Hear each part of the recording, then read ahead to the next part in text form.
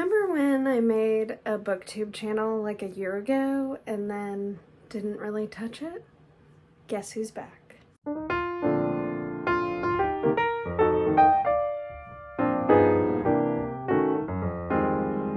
Hello, my friends. In case you don't remember me, my name is Kathleen and I am new to booktube, but I want to do a reading vlog to try and get in the habit of doing this. So I thought I'd start with a book of the month reading vlog. It is currently April and my book of the month box came today. So I picked two books for this month. The first, True Biz by Sara Novic. I really hope I'm saying that right. But this takes place at a deaf school, and one of my first loves in life is ASL. So I got really excited to see this. So this is the one I'm going to start with. And then the second book that I chose is Lessons in Chemistry by Garmus. And I'm very excited about this too. It just looks fun. I thought I'd bring you along for the ride as I read these two books. So let's just get right into it. Okay, so I'm like 30 pages into True Biz. Also, this is my reading pillow that my husband got me for Christmas, so don't mind that as our background decor right now. Anyway, I am already in love with it. It's so fun. And so let me tell you what the book is about. We are following the headmistress of a deaf school in Pennsylvania, if I recall correctly. And two of her students go missing, and that's kind of like the prologue. And then we go back 6 months and there's a new student on campus. And this appears to be like either a K-12 or like middle school, high school situation. My arm is getting tired. So she has been raised to use a cochlear implant, read lips, and learn spoken English. And so she has never used ASL. She doesn't even know it. So she's new to the school and being exposed now to ASL, and what I'm hoping is not having to use her cochlear implant. We'll see. If you don't know a whole lot about the deaf community or ASL in general, I really encourage you to read this book, and I'm only 30 pages in, but here I go making a bold statement. I think this book is giving some really good exposure to something that not a lot of hearing people know about, which is like cochlear implants are not always well received in the deaf and hard of hearing community. And this is a good kind of glimpse into why. So I'm having a really good time with it. And yeah, so that's the update, 30 pages in. Let's keep going. Hello, friends. It's been a couple of days, but I am still working my way through True Biz. It's just been a busy week. I am loving this book. So this is not a spoiler, it's in the front flap, but one of the students now has a new younger sister who was just born, and through those like newborn tests, 5 and 10 minutes after the baby's born, they discovered that she's hearing. So then the grandparents come to see the baby and discover that she's hearing, and the character that we're following, what is his name? Austin. The character that we're following, Austin, comes from a long line of deaf people, except his father is hearing. And so anyway, the grandparents come to visit, they see the baby, discover that she's hearing, and the granddad says, "Congratulations, kid, you won the easy life." And wow, if that doesn't cut just like straight to the heart, like, oh my gosh, it's just making me think so much, and I am having such a good time reading the book. I think beyond just like the deaf culture that's being represented and taught about throughout the book, it's a cool story. So the school is under threat to close due to funding issues, and then another girl was born deaf, but her mom basically lived in denial about it, and so she was raised to never learned ASL, had to learn how to read lips and how to speak, even though she has no concept of like the volume of her voice. And so it's cool to see like different people's slices of life, stories that are all kind of connected through this school. So I'm really enjoying it. It's off to a great start. I'm on page 114. So I'm about, not quite, like a quarter of the way through it, but really enjoying it so far. It's reading like it could be a 5-star. I don't want to jinx it, but we'll see. Just thought I would show you True Biz. We have the meaning of the book. That's how you sign it. True Biz, true business, and what it translates to for those of us who speak spoken English. It means seriously, literally, dead ass, no kidding, real talk.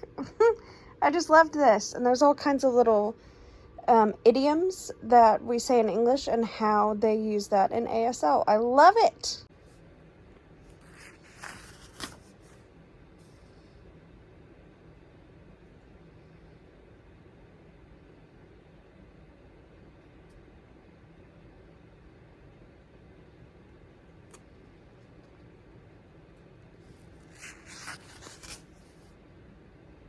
Hello, I just finished True Biz, and I'm not sure if I want to give it 4.5 or 5 stars.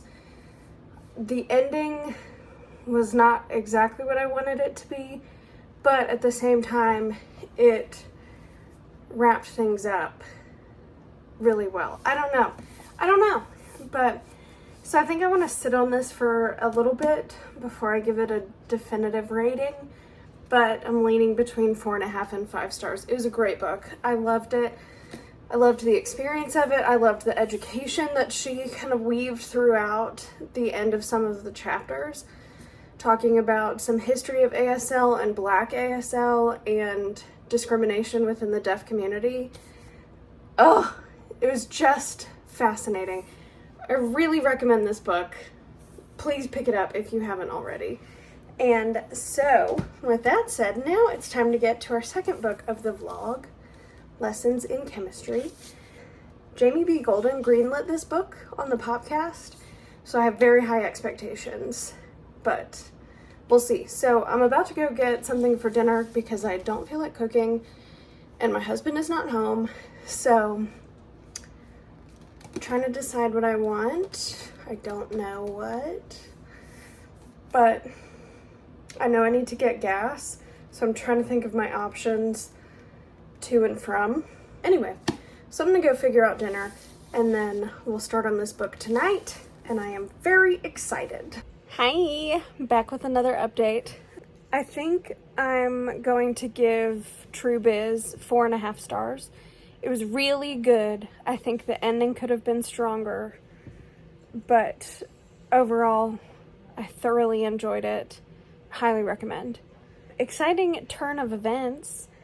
When I got in my car to leave for getting gas and figuring out dinner, my sister called, and our mom was in town. She lives like an hour and a half, not quite, away from me. So my sister and my mom and I met up for dinner. So that was really nice. We went to Texas Roadhouse. Let's just take a moment. Anyway, so I am home. I'm settled back in and ready to start. Sorry, I got distracted there. Lessons in Chemistry. Had not paid attention to little fun surprises on the back cover. So that was cute. Also, it occurred to me that earlier I said Jamie B. Golden greenlit this.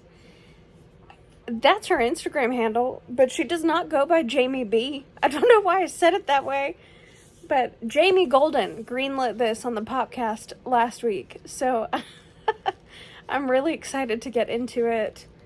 So we'll see how much progress I can make. I don't have a ton going on this weekend, so really hoping I can just like fly through this one. So there you go. That's the update. See you soon. Hello. Time for a little pillow talk. Maybe that should be a thing. We'll see. We'll see if that sticks. I could not go to bed without telling you that I'm 30 pages into Lessons in Chemistry, and I already love it. Like, I love it. Trigger warnings for sure for sexual assault in particular. I just think this story is off to such a good start. I'm really enjoying it. That's our pillow talk for the night. I'll see you tomorrow. Hi. Welcome to this cool angle and my cheeks that will not cool down.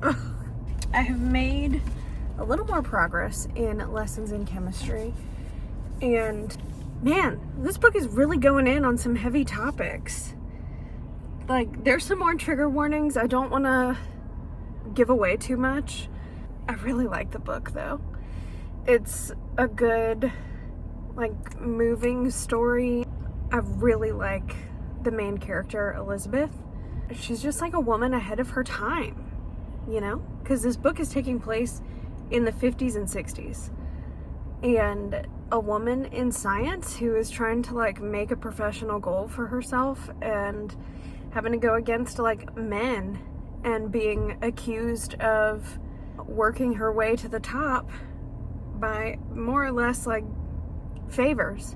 Anyway, so that's the update. I'm really enjoying it, and isn't that cute? Catch you later. Okay. Having lunch, watching softball.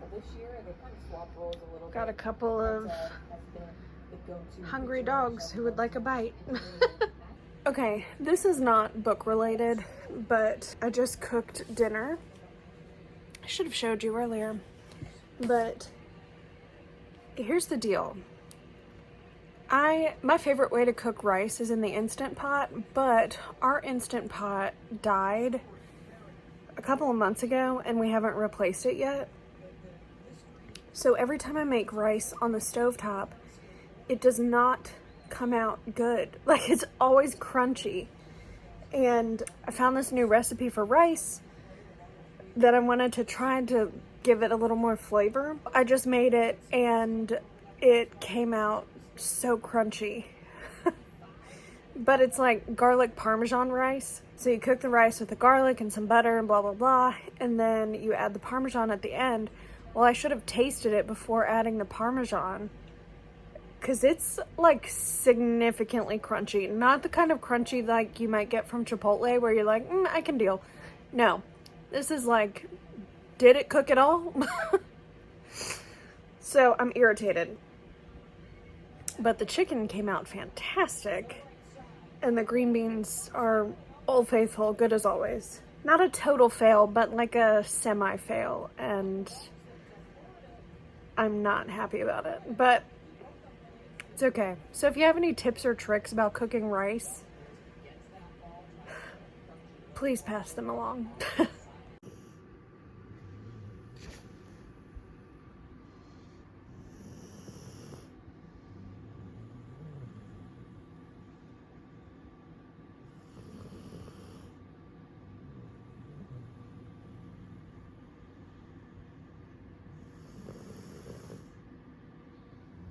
Coming at you with another pillow talk.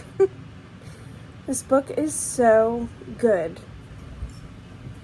However, I did not read a ton of the, like, description. Went into it knowing, like, scientist, set in the 50s and 60s, gonna start a cooking show. I thought it was gonna be kind of like rom-com-y. No, it is not rom-com at all. And that is not a complaint. I am appreciative that it's not. Just don't go in expecting rom-com, because it's so heavy. Oh my gosh. But seriously, Elizabeth Zott is so far ahead of her time. I love her. Protect her at all costs. And I love 6:30. And I love that 6:30 has thoughts. Like, I can get behind that. So, yeah. Love it. that's about it for the night. I have nothing at all planned for tomorrow except getting some groceries, and that's really it. So I'm gonna go to bed soon, and then we're gonna get a lot of reading done tomorrow. I can't wait. Hi! So it is a little after 8 o'clock on Sunday evening, and I am just now updating because I'm ashamed, but I got sucked in the rabbit hole of, what's the show called? Ultimatum on Netflix. I binged the whole thing today, and then I thought the whole thing was on, but I get to the last episode and it's like the big day where they make the decisions won't come on until this coming Wednesday. I was like, what the heck? I binged this whole thing today thinking I would get closure, but no. So I'm really irritated that Netflix keeps doing this. Like it did it with Love is Blind. And like, why are all these streaming services trying to be like network television, releasing one episode a week? You are not NBC. Release them all. So anyway, that's what I spent most of my day doing. But I am finally sitting down, making a little bit of progress. But I want to talk about this section I just got to. The TV producer is talking to Elizabeth about a cooking show, and he talked about how we, like, our circadian rhythms are meant to sleep 8 hours at night and then have an afternoon nap. I don't know if that's true or not, but it feels true. And let me just say, so he talks about like from 1:30 till about 4:45, you're tired and you're mentally checked out. So your network TV shows need to be entertaining and kind of like lighthearted was the vibe I got. Man, does that feel true. And he talks about how in America we've structured our society to not function that way. God, that resonated. Just found it really interesting. So we'll see how much progress I can make tonight. I am on page 206, and there's like 385-ish pages. So still got a ways to go. But we'll see how much progress I can make tonight, and then maybe I'll just have to take a siesta tomorrow to finish it. Just kidding, I won't do that. I will not cancel my clients. Although I do think I have an opening after lunch, so how perfect is that? Timely. I think I'll keep that blocked off. Anyway, that's the update. So, drink your water. Okay, back to reading.